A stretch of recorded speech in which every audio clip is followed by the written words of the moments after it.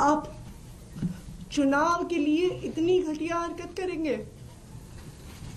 दिल्ली की चुनावी राजनीति हर बीतते समय के साथ और भी धारदार होती जा रही है।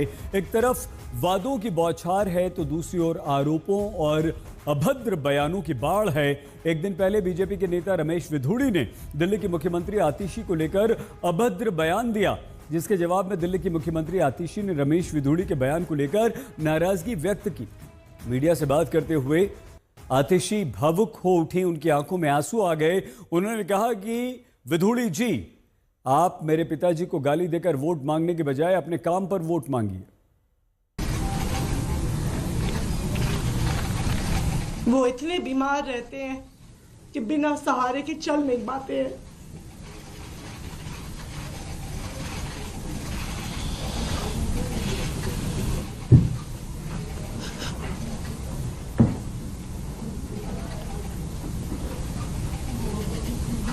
आप चुनाव के लिए इतनी घटिया हरकत करेंगे? कैसे बुजुर्ग व्यक्ति को गालियां देने पे उतर आएंगे?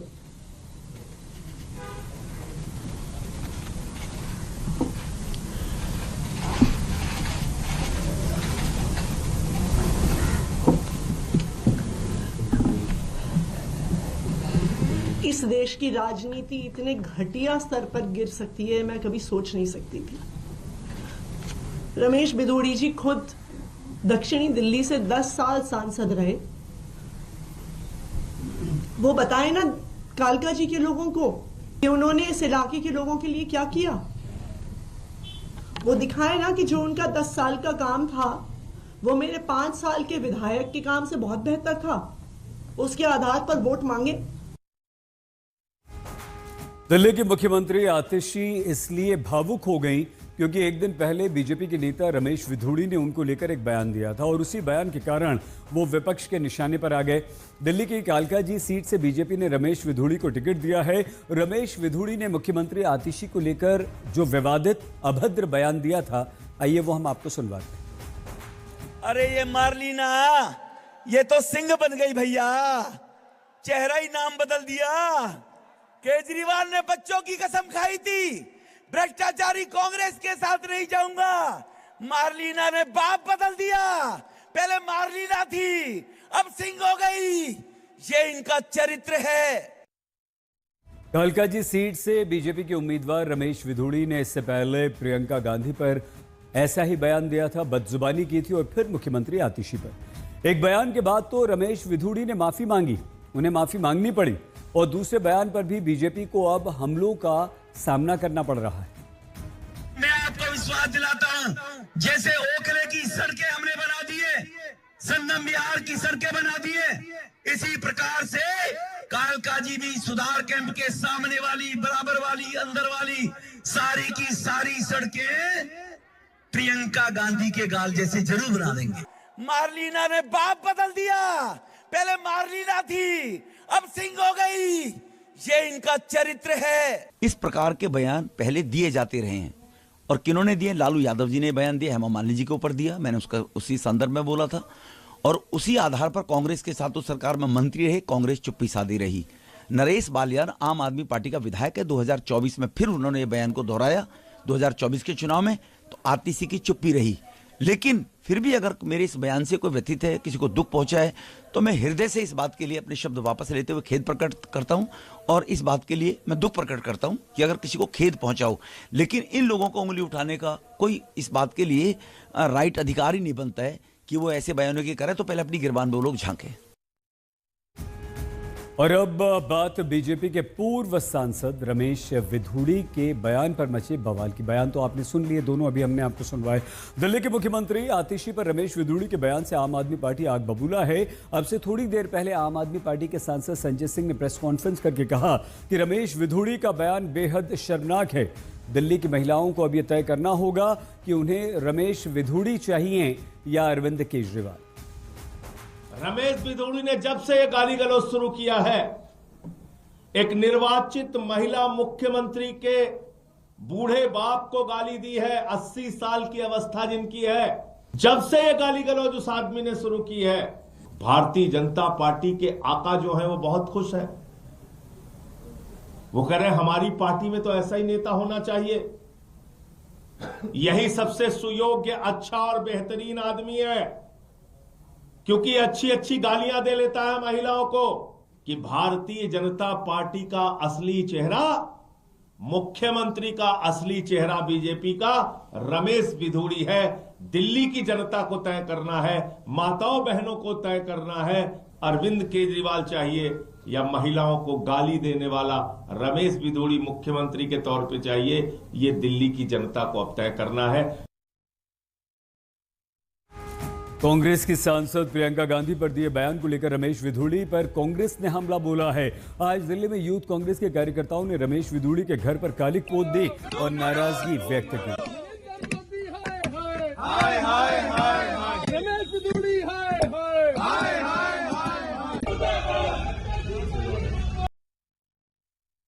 रमेश बिधूड़ी के बाद बीएसपी के नेशनल कोऑर्डिनेटर आकाश आनंद का भी विवादित बयान आया, जहां आकाश कहते हैं कि केजरीवाल के वादों की तुलना द्रौपदी से मैं करता हूं, द्रौपदी की साड़ी से करता हूं। द्रौपदी का चीरहरण महाभारत में किया गया था और उस चीरहरण की तुलना राजनीतिक तौर पर आकाश आनंद ने की। इनसे अगर कोई पूछे ना कि आपके वादों के पिटारे को खोल के दिखाओ, तो ये तो इतनी लंबी लंबी हाँकते हैं जैसे द्रौपदी की साड़ी हो, ये फेंके जाए और हम लपेटते जाएं।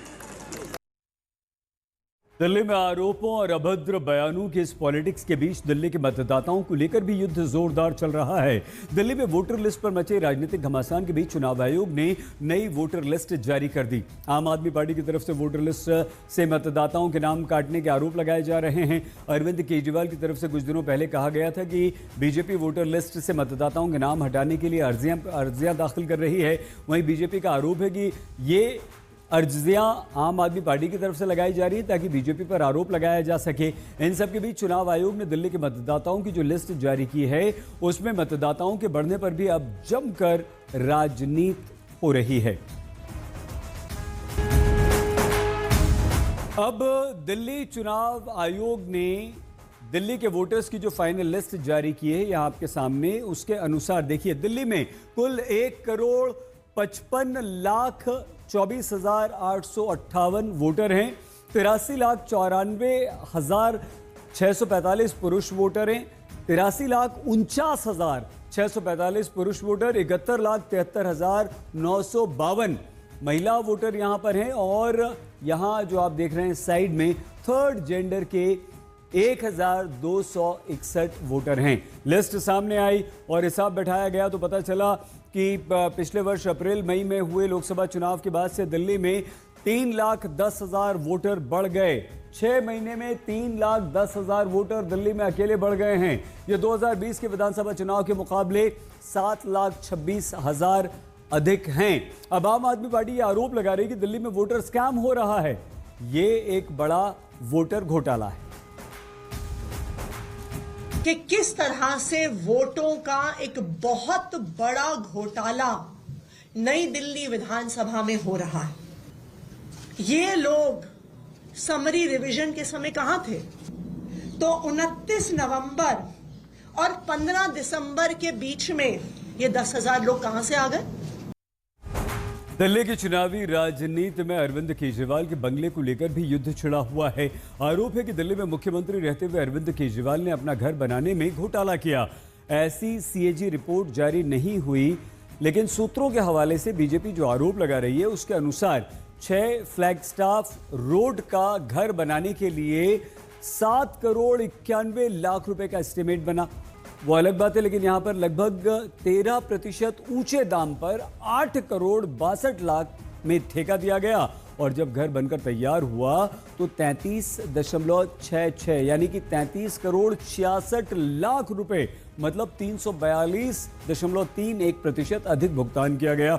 इसके अलावा मनपसंद ठेकेदार को काम दिया गया और 1,397 वर्ग मीटर की जगह 1,905 वर्ग मीटर में निर्माण करवाया गया। अग्रीमेंट में लिखे सामानों से महंगे सामान लगवाए गए।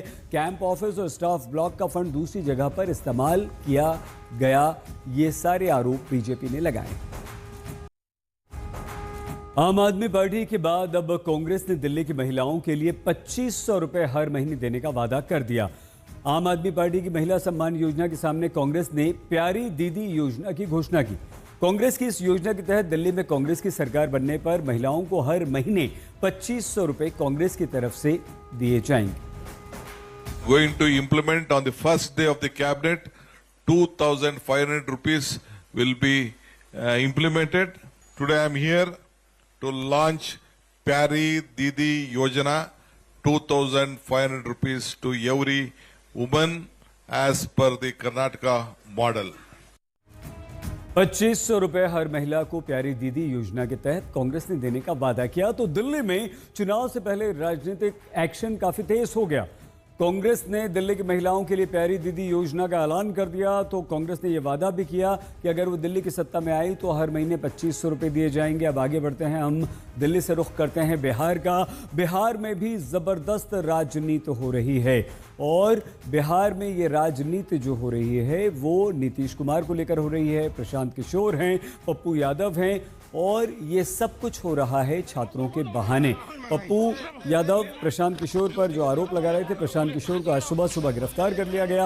उन्होंने बेल एप्लीकेशन लगाई, अदालत ने सशर्त जमानत दी। उन्होंने कहा शर्तों के साथ नहीं होगी जमानत और वो चले गए जेल। और बड़ी खबर इस समय ये आ रही है कि प्रशांत किशोर को बिना शर्त के जमानत मिल गई है।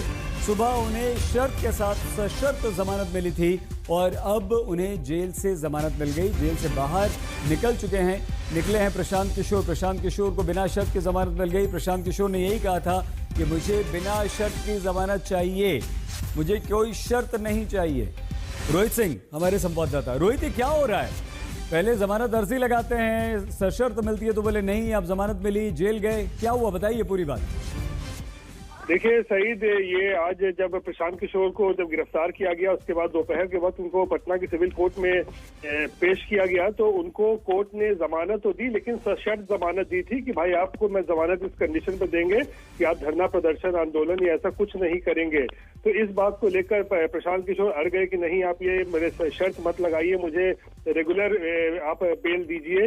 और उसके बाद कोर्ट ने जो है अपने फैसले में तब्दीली की है। और एक बात और जल्दी से बता दीजिए, प्रशांत किशोर ने यह भी कहा था कि जेल में भी मेरा जो अनशन है वो जारी रहेगा। अब यहाँ के बाद क्या वो फिर से अनशन पर बैठेंगे, घर जाएंगे, कोई जानकारी मिल पाई है? कि प्रशांत किशोर ने कहा हुआ कि वो अमरण अनशन उनका जारी रहेगा, तो मुझे लगता है कि वो अपना अनशन जो है वो जारी जरूर रखेंगे। हाँ, गांधी मैदान में नहीं रखेंगे, अब गर्दनी बाग में हो सकता है वो अपना अमरण अनशन जारी रखें। बहुत धन्यवाद रोहित। रोहित सिंह हमारे संवाददाता जानकारी दे रहे थे और ये तस्वीरें प्रशांत किशोर की जमानत की बाहर आती थी। शंखनाद में आज के लिए बस इतना ही। आप प्लीज अपना बहुत ख्याल रखिएगा। देखते रहिए आज तक।